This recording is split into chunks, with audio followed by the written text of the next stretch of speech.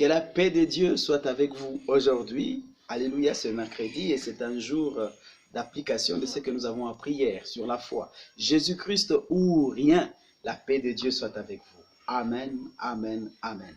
Nous allons, l'amour de Dieu et la communion du Saint-Esprit soient avec vous tous. Amen. Que la grâce du Seigneur Jésus, l'amour de Dieu et la communion du Saint-Esprit soient avec vous tous. Amen. Aujourd'hui, nous allons appliquer l'enseignement. Hier, nous avons parlé de la foi. Amen. La foi, le principe de la foi, et nous avons parlé du 7e principe, les actions de grâce.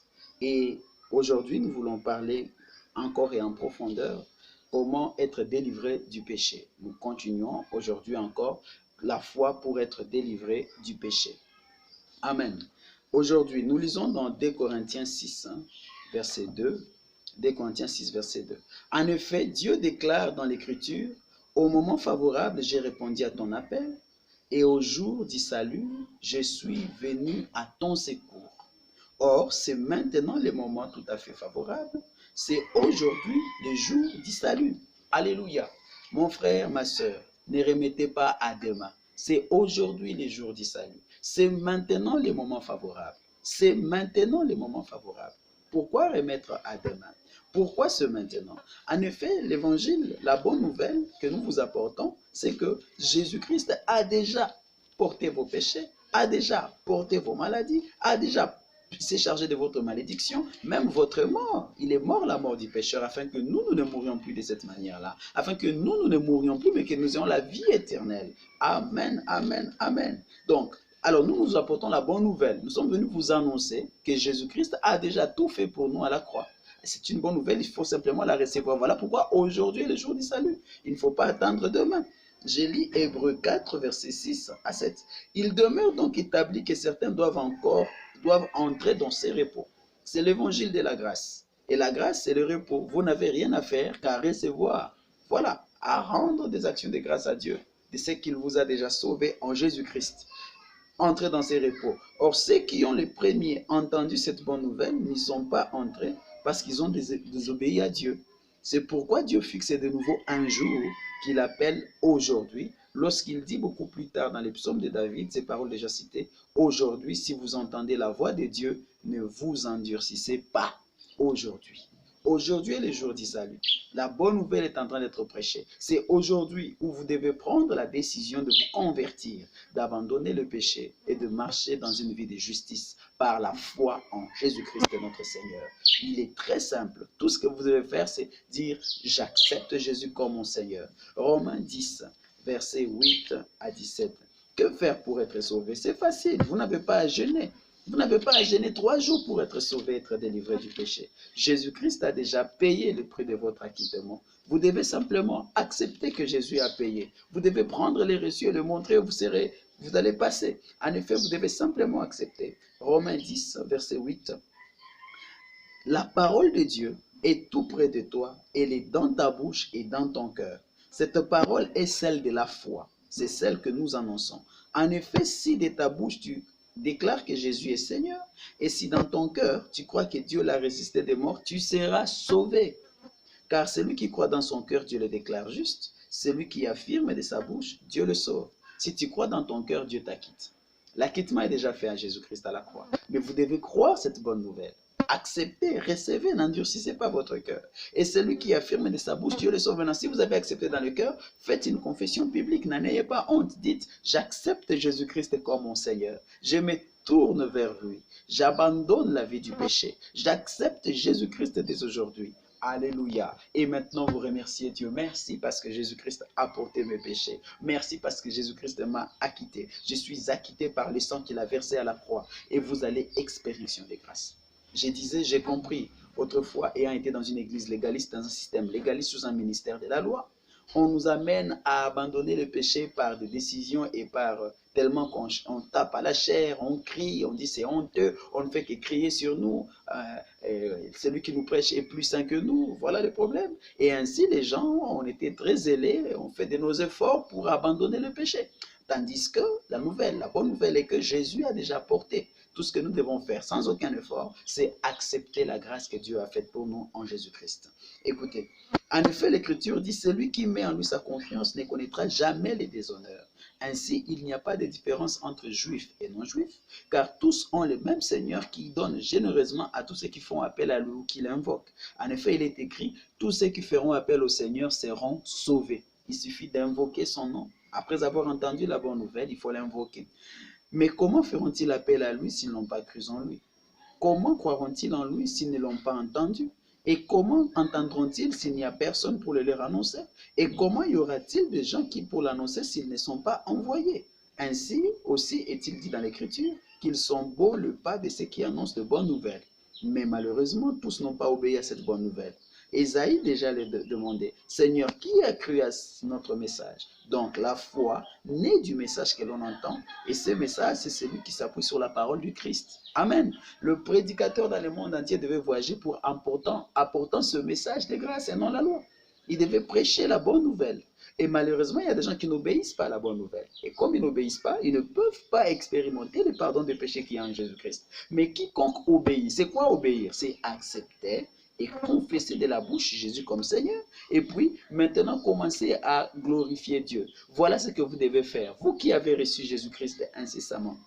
Écoutez bien, pour voir pleinement ce salut qui est déjà vôtre, qui a déjà été payé depuis la croix, il suffit simplement de commencer à louer Dieu matin, midi, soir. Merci Seigneur parce que tu m'as sauvé. Merci Seigneur parce que tu as porté mes péchés. Merci Seigneur parce que tu m'as délivré. Je suis libre. Je suis une personne libre. Je suis sauvé par Jésus-Christ mon Seigneur. Les actions de grâce. Rendez grâce à Dieu. Même si vous fumez encore, vous buvez encore, quel que soit ce que vous faites, vous louez Dieu simplement. Et en louant Dieu, Dieu va vous donner la force. Vous allez voir la chaîne tomber, la chaîne du péché, la chaîne de la cigarette, la chaîne de la médisance, la chaîne des critiques. Toute chaîne va tomber. Et même quand c'est tombé, continuez à louer Dieu. On ne peut jamais se détacher de la croix. La croix est notre pensée. Nous gardons cela en nous.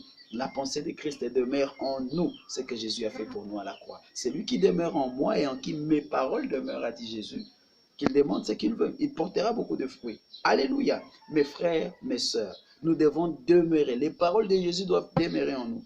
Amen. Voici la bonne nouvelle de Jésus-Christ. Alors, Ésaïe chapitre 53, parce qu'il dit, Ésaïe a dit, qui a cru? C'est Ésaïe 53, premier verset. La bonne nouvelle est celle-ci. Elle est très simple.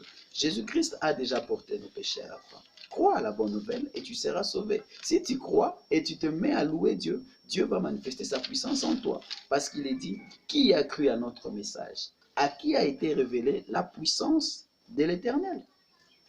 Car devant l'Éternel, il a grandi comme une jeune pousse ou comme une racine sortant d'un sol aride.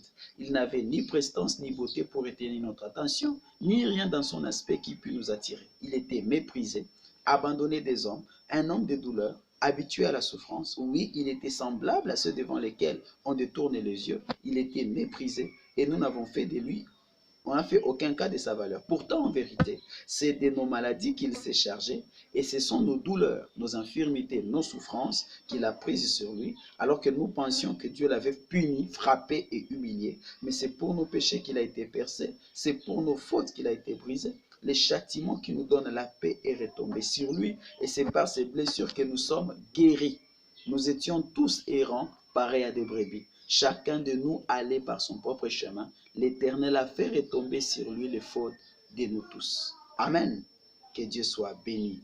Verset 10. Mais il a plu à Dieu de le briser par la souffrance. Bien que toi, Dieu, tu aies livré sa vie en sacrifice de réparation, il verra une descendance, il vivra de longs jours et il accomplira avec succès ce que désire l'Éternel. Ésaïe est en train de prophétiser sur ce jour-là où Jésus est mort. Comment il a été avili, comment il a été chicoté, comment il a été châtié, comment il a été brisé. Il dit qu'il a été brisé par la maladie.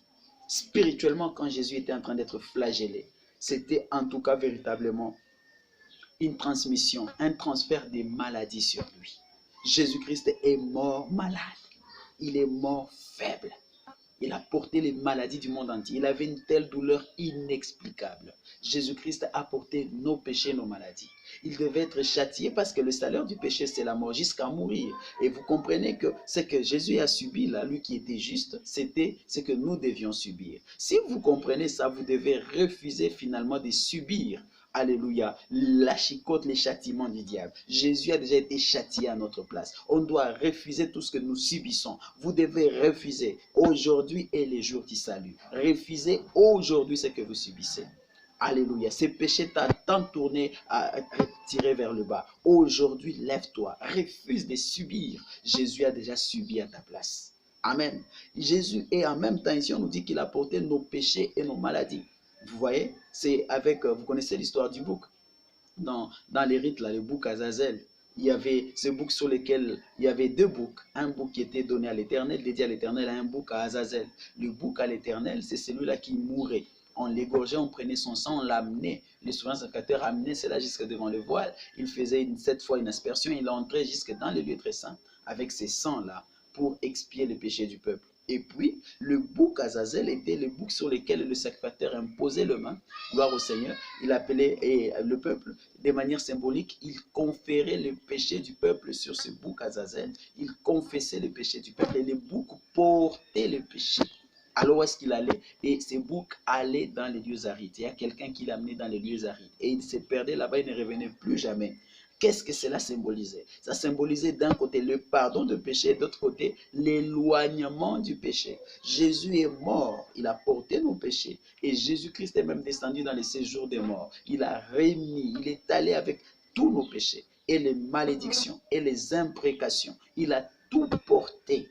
Nous sommes libres. Voilà le message, l'acquittement. Et ces jours-là, le souverain sacrificateur sonnait de la trompette, c'était un temps d'acquittement. Le peuple était acquitté, le peuple était justifié, les péchés pardonnés. Et tout même ceux qui étaient esclaves physiquement, ils étaient libérés parce que c'était un jour de libération. Il annonçait l'année des grâces du Seigneur. Que Dieu soit béni, que Dieu soit loué. C'était le jour des expiations, le jour du Yom Kippour. Que Dieu vous bénisse. Et ici, nous voyons que Jésus est notre bouc à l'Éternel. Il est mort, il a pris la condamnation, il a satisfait à la justice de Dieu. Et Jésus est en même temps le bouc Azazel. Non seulement il a porté nos péchés, mais Dieu l'a fait pécher afin que de lui pécher, il l'a fait pécher afin que lui, de juste qu'il était, il puisse devenir pécheur et que nous, de pécheurs que nous étions, nous devenions la justice même de Dieu. Dieu l'a fait pécher. Et nous a donné la justice. C'est un don gratuit. Dieu l'a fait juste, mais il a pris ce don qu'il avait et nous l'a donné. Il a pris notre place et Dieu a agréé cela. Il a accepté cette substitution. Dieu a accepté cela. Ainsi, nous sommes libres. Voilà la bonne nouvelle. Alors, Galates 1,4 nous dit que Jésus a expié nos péchés. Alléluia. Le Christ s'est offert lui-même en sacrifice pour expier nos péchés afin de nous délivrer du monde présent dominé par le mal. Il a ainsi accompli la volonté de Dieu notre Père, à qui soit la gloire pour l'éternité. Est-ce que nous les croyons? Dieu a tant aimé le monde qu'il a donné son Fils unique, afin que quiconque croise en lui ne périsse point, mais qu'il ait la vie éternelle. Éphésiens 2,8 dit, nous sommes sauvés par grâce moyennant notre foi. Et cela ne vient pas de nous, mais c'est un don de Dieu. Et la grâce et le don et la foi, parce que la foi vient de ce qu'on entend. La bonne nouvelle est venue de Dieu. C'est la bonne nouvelle de la grâce de Dieu. Le message de la grâce engendre la foi dans le peuple. Mon frère, ma soeur, tu es libre aujourd'hui. Tout esprit qui te condamne et tout esprit qui continue à agir en toi à cause de tes péchés, en acceptant Jésus, tu es délivré doublement et de péché et de tout esprit. C'est un temps de délivrance. Aujourd'hui est le jour de ton salut. Accepte ta délivrance. Simplement en disant, c'est cela, j'accepte Jésus comme mon Seigneur. Je me répands de mes péchés. Je crois que Dieu l'a ressuscité de moi. Et puis quoi? Je te loue, Père, pour ce don gratuit. Et tu commences à louer Dieu. Sois sincère et regarde ce que tu vas expérimenter. Amen. Je vais terminer avec Colossiens 1, 12 à 14. Donc, la grâce, c'est ce que Dieu a fait pour nous, c'est au passé, à la croix.